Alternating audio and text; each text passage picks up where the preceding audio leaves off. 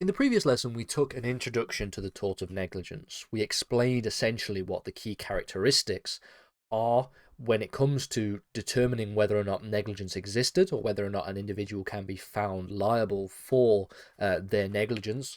And we noted quite interestingly that the key components of negligence include a duty of care, a breach of said duty, and then the action or omission in some circumstances to lead in causation to the harm in question. Now, this lesson is going to start unpacking the first of these major elements, which is this idea of a duty of care. So we will be taking an introduction, if you will, to the subject of a duty of care within the broader context of the subject of the tort of negligence. We'll be spending the majority of this case arguing and looking at an examination of what is arguably the most famous case in all of English law, which is the case of Donoghue and Stevenson. And we'll explain why this case is so important for the principles of the duty of care that it enshrined, and we'll also take a little stroll down the facts of this case as well, for those of you who don't know it, but I would be surprised if anybody who's watching this video does not know about the facts of the case of Donoghue and Stevenson.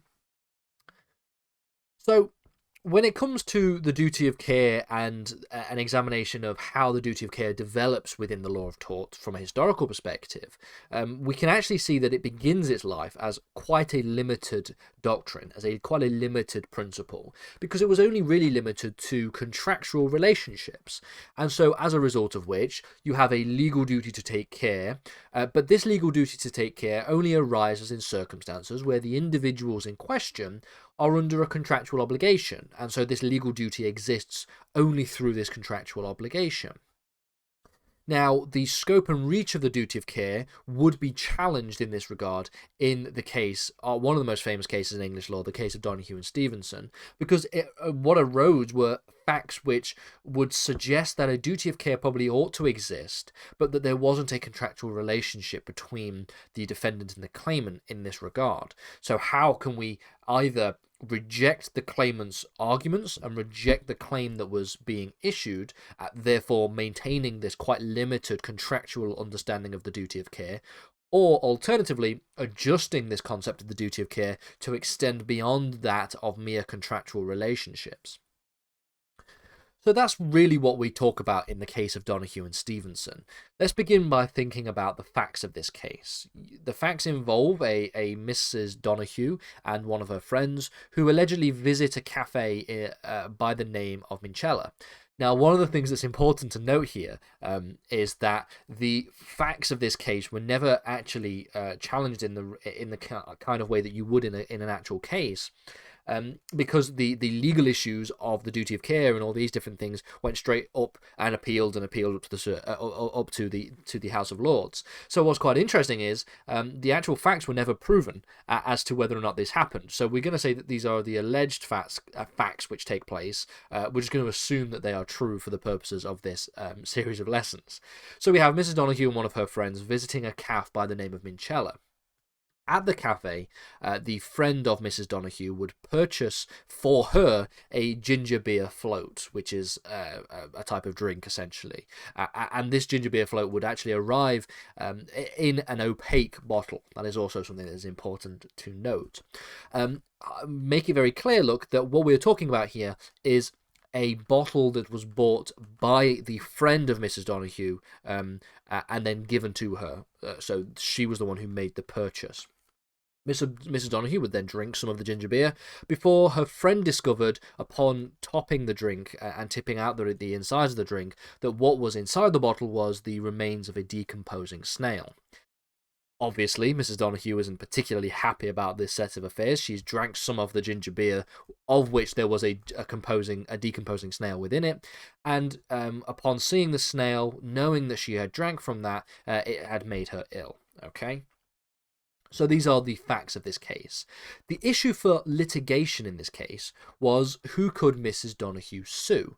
Because if we think about the limited duty of care that existed previously within contractual relationships, well, Mrs. Donoghue didn't have any contractual relationship with Minchella, with the people who ran the cafe, because the bottle was bought by her friend, not Mrs. Donoghue. So there was no claim there. In addition to this, Minchella didn't have any liability because there was no duty of care in the fact that they had received the opaque bottles already sealed and was in the process of didn't make any final extra checks, and it would have been impossible for them to make any extra checks as to the contents of each of the bottle anyway.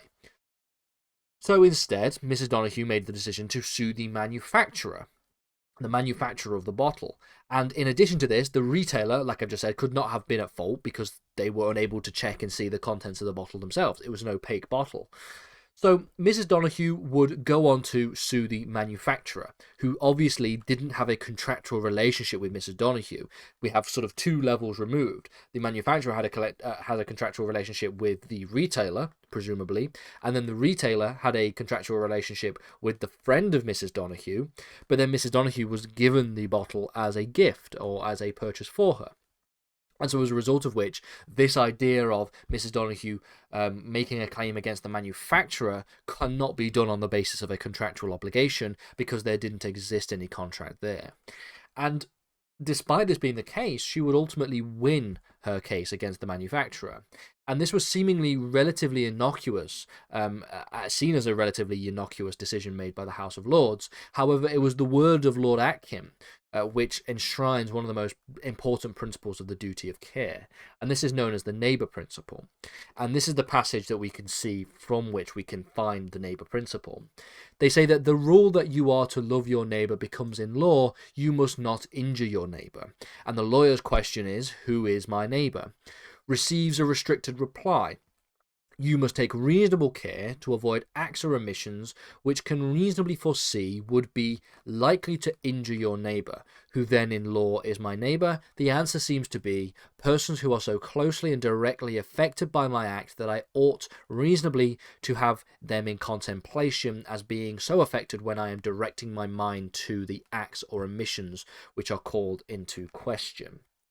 Now, what the neighbour principle does is essentially generalises the principle of the duty of care. No longer is the duty of care very specifically limited to this idea of there being contractual relationships.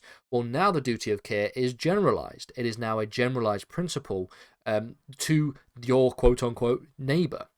And so the neighbour principle, as stated on the previous slide, has with it two interesting components. We have this idea of reasonable foreseeability, and then we have this idea of proximity. These two elements of the neighbour principle essentially expands the legal duty of care beyond that which is just contractual relationships. And what we will see in the next lesson is this case essentially being picked up by subsequent cases. And there has been something of an expansion of the legal duty of care, and then a restriction of the legal duty of care, and a sort of reformulation to the point where we have the principles that exist today. So we're going to get into that as we look at the development of this principle of the duty of care in the next few lessons' time.